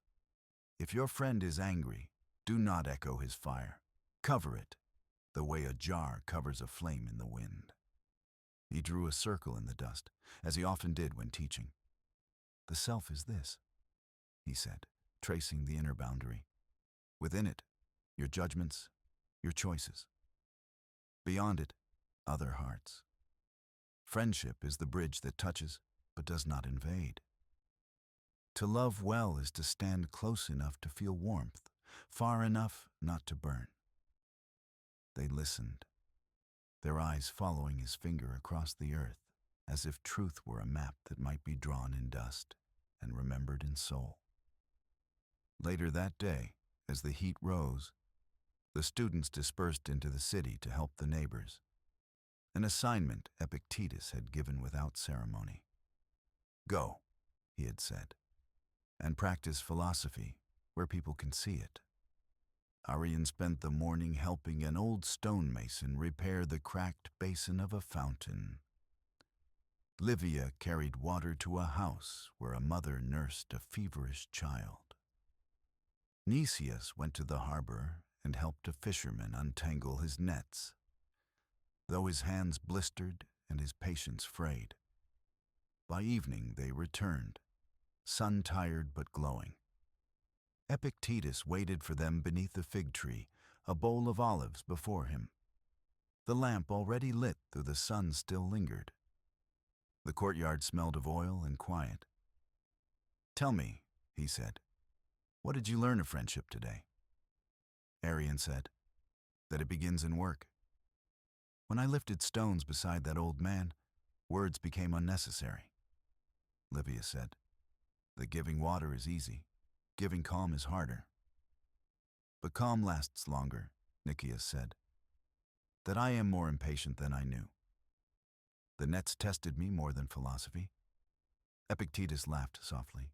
"Good. You have met yourselves? That is the first condition of friendship." He poured oil into the lamp, and its flame brightened, a small sun keeping vigil. "People imagine virtue as solitude," he said. "They dream of the sage sitting alone in a cave, untouched by the world. But wisdom is not withdrawal. It is participation without confusion. We are threads, not stones. The cloth unravels if one thread decides it is superior to the rest." He motioned toward the city beyond the wall. "See how the marketplace continues, though one merchant falls sick. How the sea still brings fish, though one boat breaks. Life depends on cooperation, stones and storms, men and women, gods and silence. The fool says, 'I need no one.' The wise says, 'I am part of everyone.'" When the night deepened, he invited them to share the olives and bread. No feast could have felt richer. The lamp cast gold halos around their faces, turning each shadow into an echo of warmth. "Look," Epictetus said quietly, "even the flame lives by community.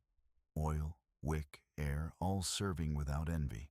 None says, 'I burn alone.'" Arian wrote that down, though he knew memory alone would have kept it safe.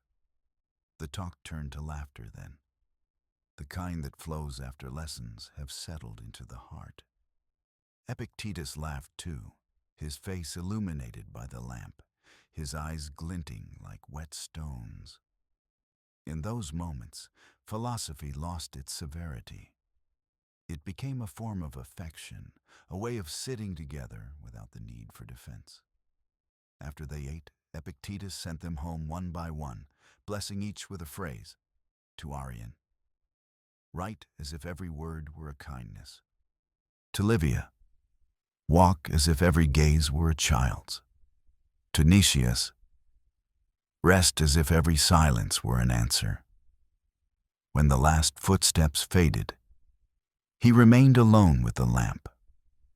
The courtyard hummed with crickets, their steady rhythm like the heartbeat of night. He looked at the lamp's flame and thought of all the lives that had brushed against his own. The students, The merchants, the fishermen, the strangers who never learned his name. He saw them not as separate stories, but as notes in one long melody. He whispered, "No man is solitary unless he forgets how to listen." Then he closed his eyes and listened, to the crickets, to the sea, to the faint laughter drifting from a neighbor's home. And all of it, in that moment, was one voice, the world speaking gently to itself. He smiled. "This," he murmured, "is the sound of friendship." Winter arrived without drama, the way age often does. The sea kept its appointments with the shore. The olive trees stitched their thin shadows onto the fields. A faint smell of smoke threaded every lane. In the courtyard of Epictetus, the fig tree wore a quiet architecture of branches, its leaves gone like actors after the final bow. The air held a hush that felt less like absence than attention. He had grown older in the gentlest sense. The lines around his mouth had softened, not from laughter alone, but from the discipline of refusing bitterness. His limp had become an old friend, a slow metronome that kept him from walking faster than peace. He ate little, slept early, and woke as if emerging onto a shore he had already mapped. The lamp, repaired, refilled, revered, stood near the window, a small moon domesticated by clay. Students came as they always had, by rumor, by longing, by the ache that comes when a soul outgrows its costumes. They found him sitting with a reed pen and a stack of scrap papyrus. Nothing grand, nothing meant to impress, making brief notes that could be held the way a sailor holds a knot, with memory and with hands. He called these notes a manual for midnight. They were not letters to the world, but instructions for the hour when the world is most honest. "Why midnight?" Arian asked, voice low, as if the dark might overhear. "Because," Epictetus said, "midnight is when the crowd goes home and the self arrives. It is the hour when even kings cannot borrow an audience. A manual for daylight teaches you how to speak. A manual for midnight teaches you how to be silent without fear." He did not write chapters. He wrote constellations, small points of light that made patterns when you tilted your head. He read them aloud to the students as the lamp joined the stars. 1. On waking in the night. When you wake and sorrow sits at the edge of your bed, do not invite it to speak first. Breathe. Count your breaths like coins. Ask gently, "What depends on me now?" If the answer is nothing, return the night to itself. If the answer is a single thought, tend to it as you would to a child crying in another room, with patience, not panic. 2. On the weight of names.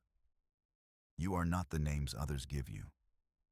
You are not even the names you give yourself. At midnight, remove them as a traveler removes dust from the feet. Let fool fall off. Let sage fall off. Keep only mortal, for it makes you kind. 3. On the weather of the world. The wind changes without asking your permission. So do people. So do your joints. Build the house of your peace with doors that open, but do not blow off their hinges. 4. On the use of pain. If pain visits, seat it near the door. Give it water, not the whole well. Ask what it has come to teach. When the lesson is learned, show it out with gratitude. Do not let it rearrange the furniture. 5. On praise and blame. These are twins who steal from the same pocket. If you must keep company with them, feed them from the porch. Never invite them to spend the night. 6. On the lamp. Care for a small light. Trim the wick, keep the oil clean, shield it from drafts. Let it teach you how to live. not loudly, not anxiously, but with a steady usefulness that makes the room gentler than before. 7. On choosing your thought. Every thought knocks. Not all are guests. Ask each for its name and province. If it says, I am fear, but I have no facts, send it back to the road.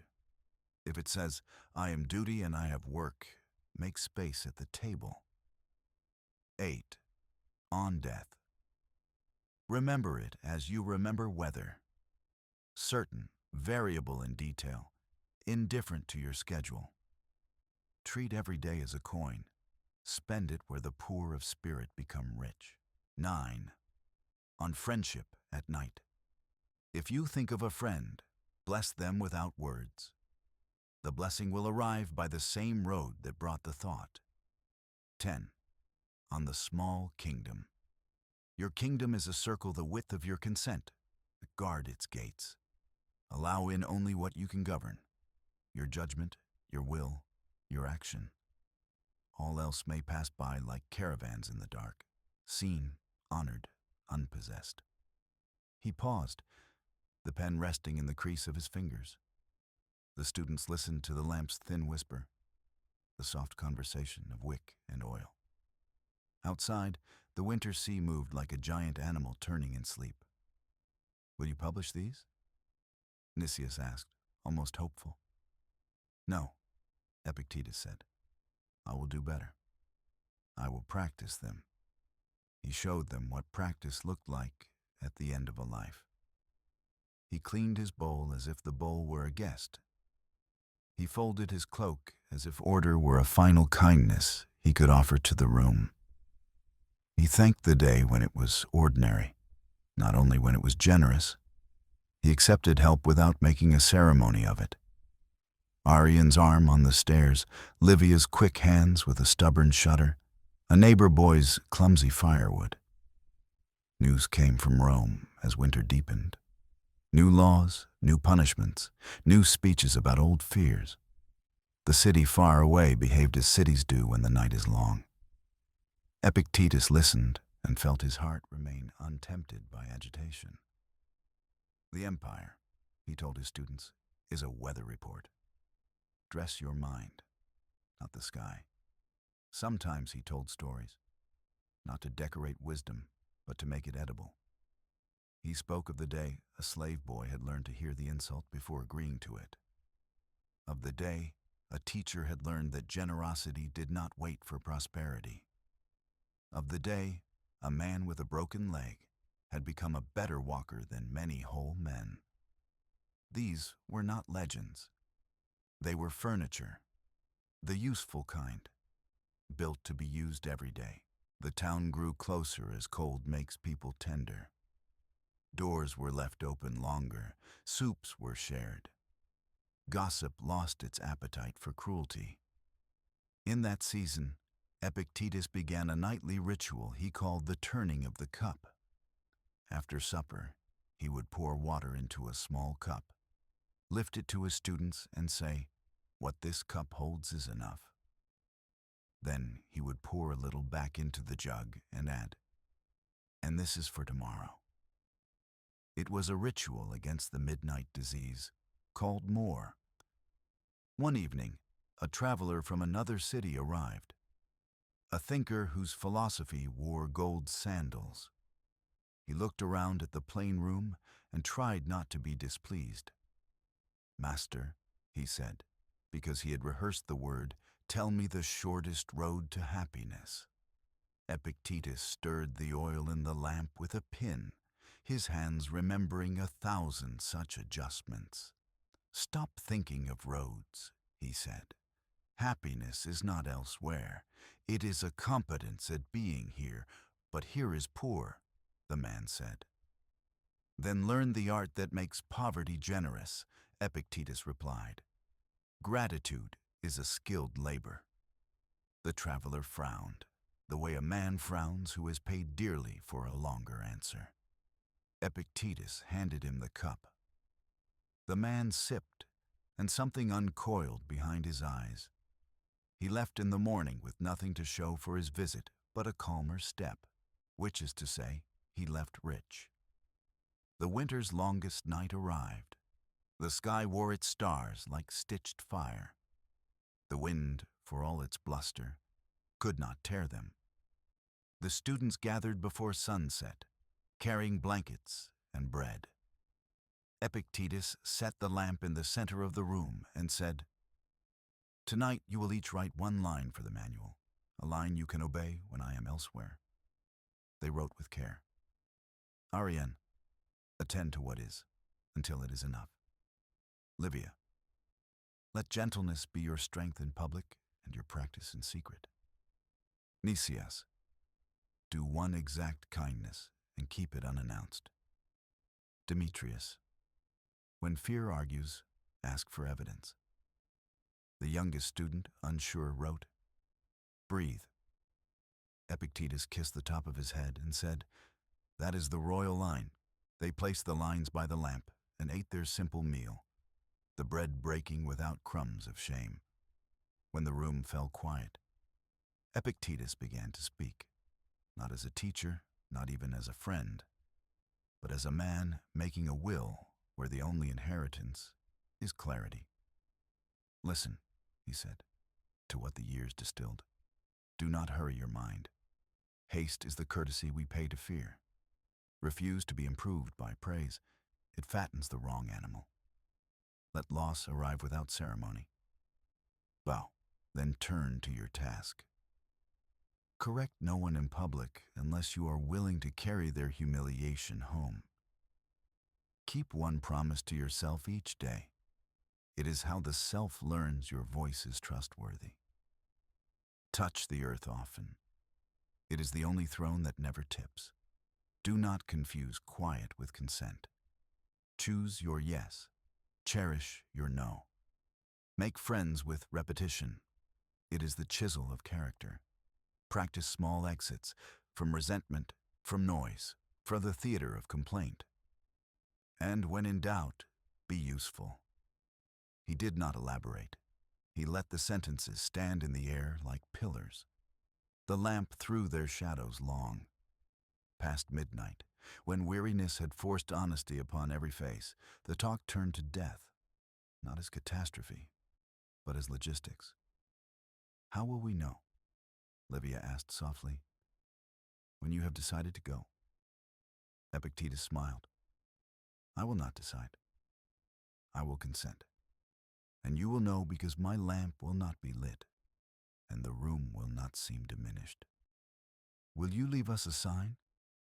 Nicias asked, because he could not help loving precision. Epictetus reached for the reed pen and wrote a single word on a scrap. "Enough."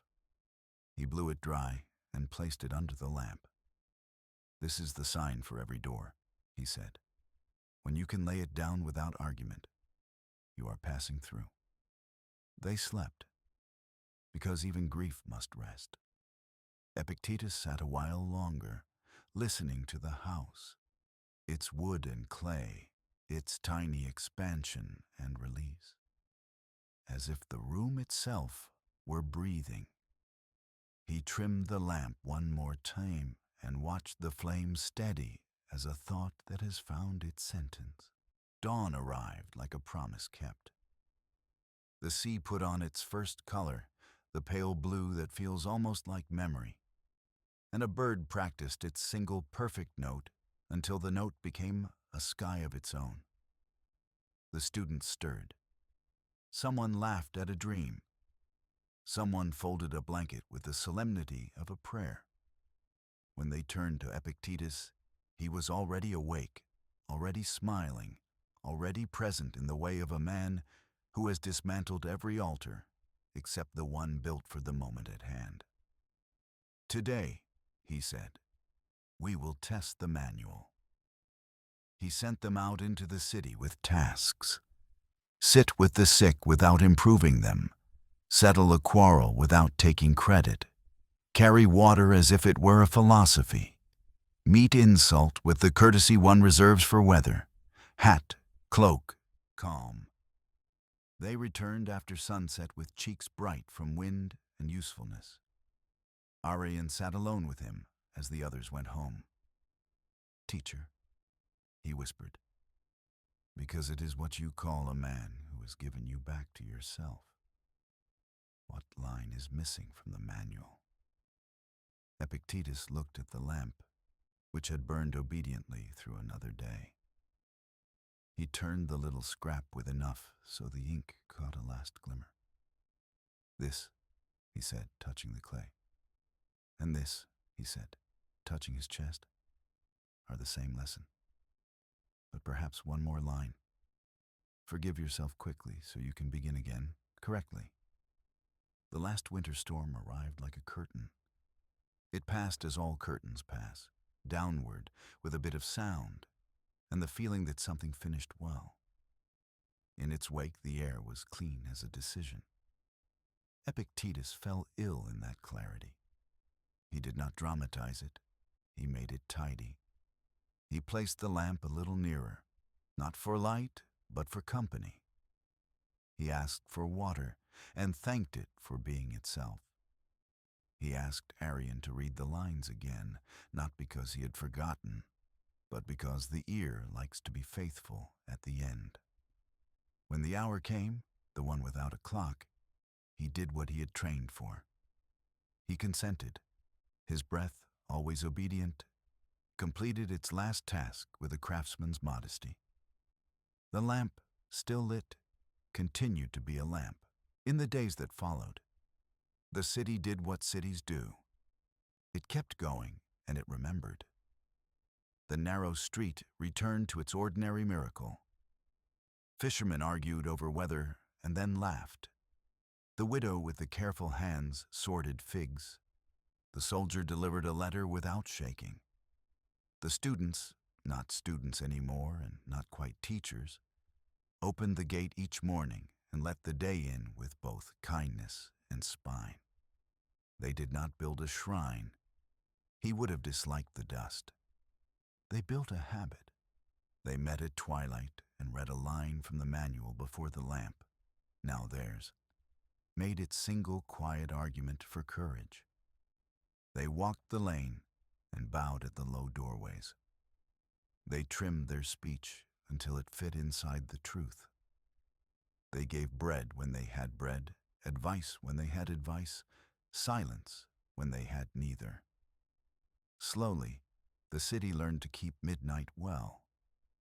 Arion, after many nights, gathered the lines and the memories and bound them with care.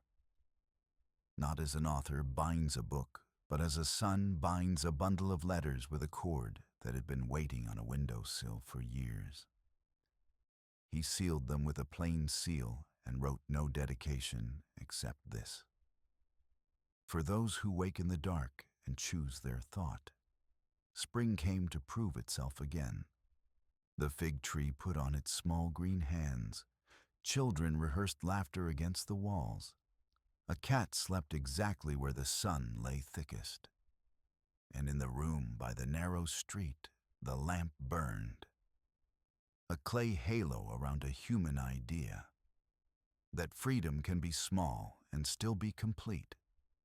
That a life can be poor and still be a feast. That wisdom can be a manual you can fold and carry in your pocket and open at midnight when there is no audience. And you must be your own stage light. If you listened carefully, you could still hear him, not as a voice, not as a ghost, but as a rhythm, the cadence of a man who learned to say yes to what is right and no to what is not, and to say both without trembling. The manual remains. The midnight remains. The lamp remains. And so, if you are awake, does your choice. Take the lamp. Trim the wick. Breathe. Attend. Enough. The lamp still burns. Through time, through silence, through every mind that dares to be still.